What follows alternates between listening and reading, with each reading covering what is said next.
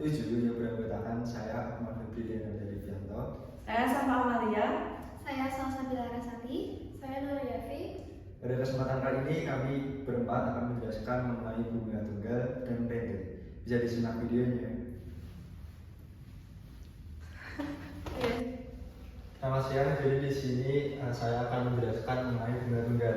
Jadi sebelum masuk ke bunga tunggal, kita harus paham dulu mengenai bunga. Jadi definisi bunga yaitu bunga adalah uang tambahan yang harus dibayarkan selain uang pinjaman atau uang modal. Biasanya bunga terdapat saat kita meminjam atau kita menanamkan modal pada suatu perusahaan. Langsung aja biar mudah dalam mendefinisikan bunga itu, kita akan memasukkannya ke dalam rumus. Jika dirumuskan bunga itu B,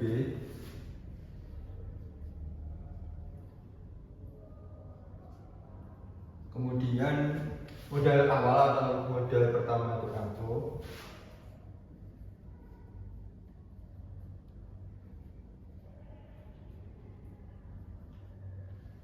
dan modal terakhir atau modal KN adalah MM.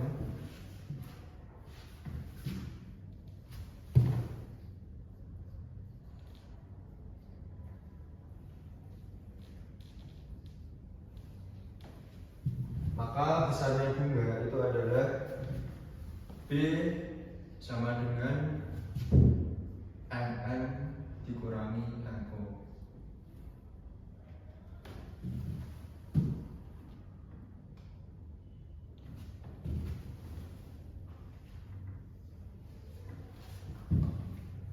Jika kita ingin merubahnya ke dalam bentuk persen, maka bisa dijadikan persen. Kita menyebutnya dengan R atau rasio, yaitu R sama dengan B bunga dalam jumlah rupiah per MO dikalikan dengan 100%. Maka di sini diperoleh rumus bunga secara rupiah dan rumus bunga secara persen.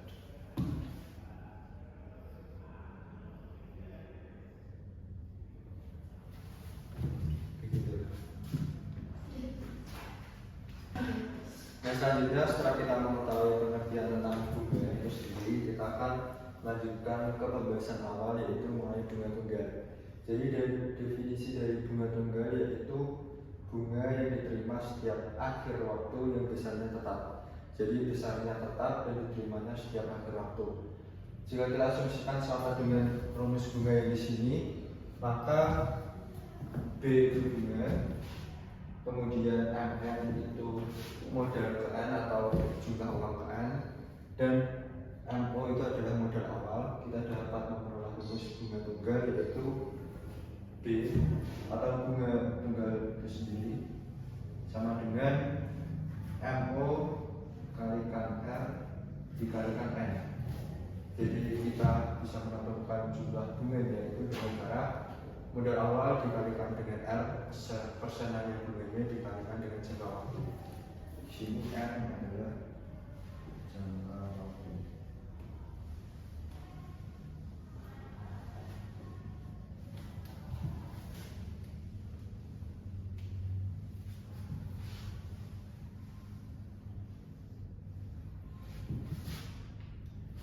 Selanjutnya dari rumus ini kita bisa ringkas dan kita bisa masukkan kembali sehingga rumusnya bisa kita peroleh, yaitu B sama dengan di sini MO nya dikeluarin jadinya MO dalam kurung 1 plus EN, dimana kalau kita misalkan masukkan MO nya di perkalian silang di sini tidak akan merubah bentuk atau merubah jumlah dari rumus itu sendiri.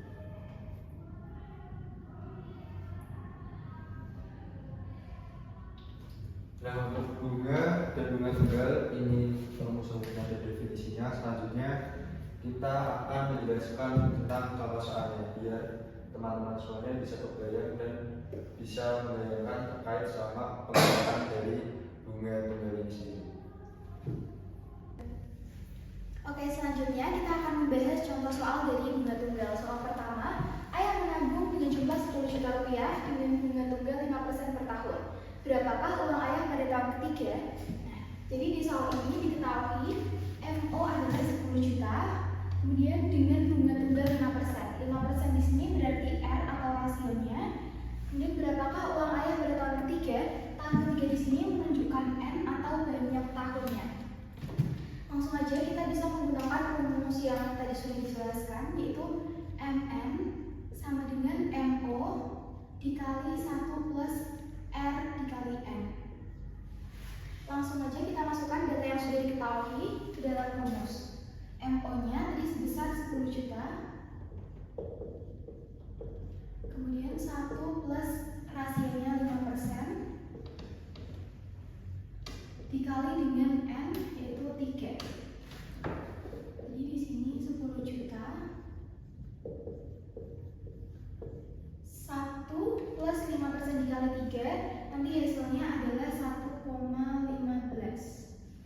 Maka didapatkan hasil sama dengan 10 juta dikali dengan 1,15, yaitu 11 juta 500.000 rupiah. Jadi besar uang ayah pada tahun ketiga adalah 11 juta 500. Oke, lanjut soal yang kedua, yaitu Rahma investasi dan mendapatkan profit 2,5% per bulan. Jika Rahma invest selama 5 bulan dan mendapatkan bunga 4 juta, maka besar investasi adalah, jadi data yang sudah diketahui dari soal ini adalah R, yaitu sebesar 2,5% per bulan. Kemudian ada M sebanyak 5 bulan dan juga B sebesar 4 juta rupiah. Kita bisa menggunakan rumus kedua, yaitu B sama dengan MO dikali dengan R dikali dengan N. Karena yang ditanyakan adalah besar MO, maka kita bisa rubah rumus ini menjadi MO sama dengan B per R dikali N. Langsung saja kita masukkan MO tadi, MO-nya ditanyakan, berarti MO sama dengan besar bunganya 4 juta per R-nya tadi adalah 2,5% dikalikan dengan N sebanyak 5. Maka didapatkan hasil 4 juta dibagi 2,5% dikali 5 adalah 32 juta rupiah.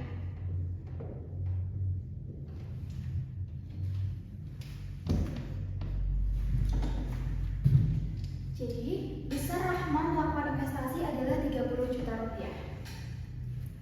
Baik, materi selanjutnya yang akan dibahas adalah rente. Jadi, definisi dari rente sendiri adalah sederetan modal yang diterima atau dibayarkan setiap jangka waktu tertentu yang besarnya tetap. Jadi, dari definisi rente sendiri, kita dapat mengetahui bahwa rente itu dipengaruhi oleh jangka waktu dan besarnya yang tetap. Kemudian, masuk ke macam-macam rente. Yang pertama, macam rente berdasarkan pembayaran angsuran.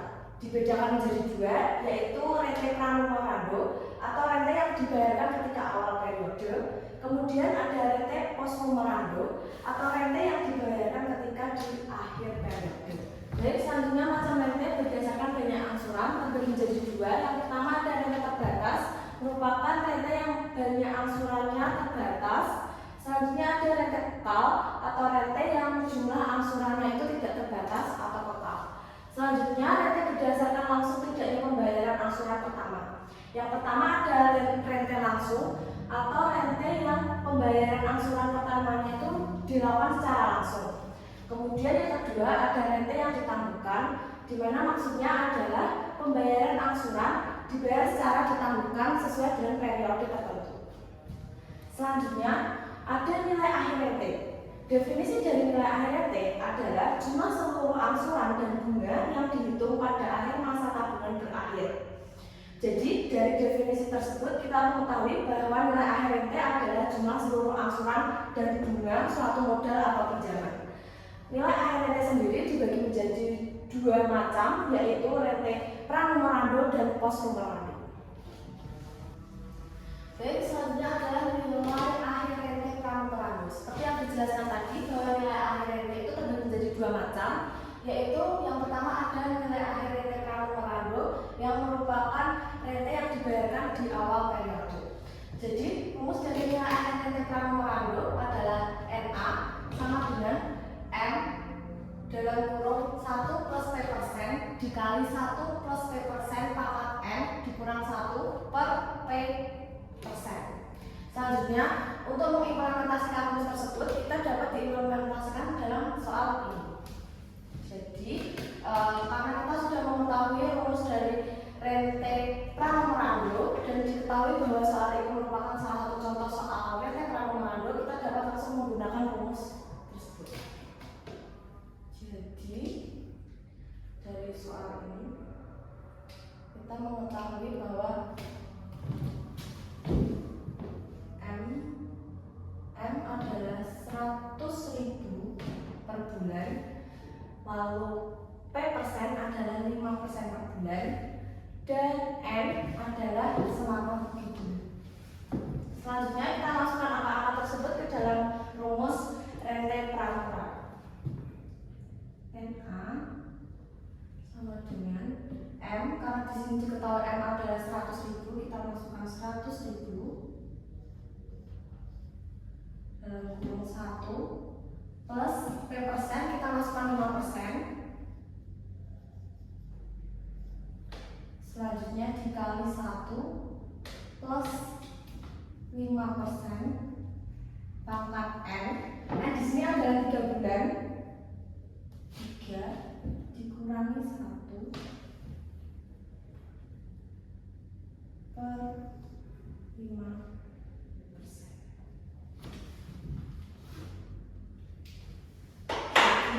Setelah dihitung, NA sama dengan 100.000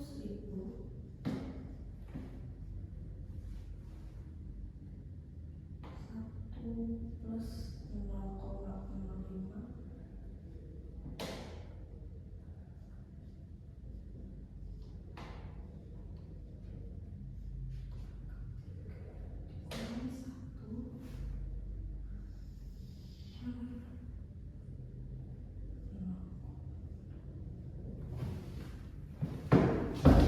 hasilnya adalah NA sama dengan 313,012,5.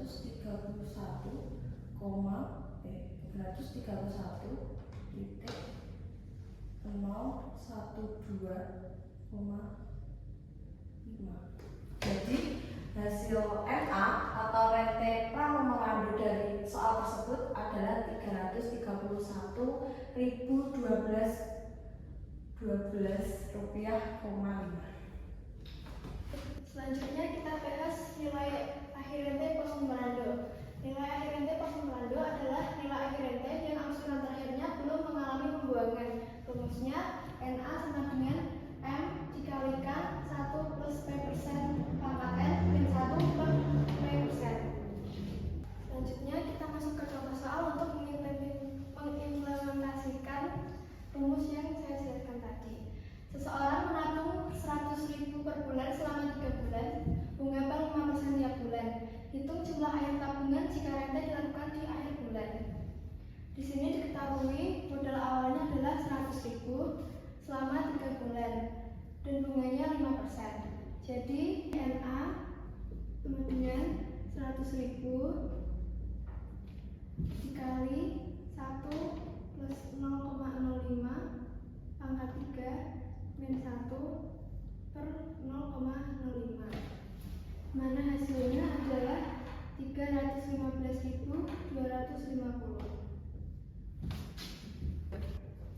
Demikian presentasi dan penjelasan studi pembelajaran dari kami, semoga dapat bermanfaat dan maafkan apabila kami tidak menjelaskan kurang jelas.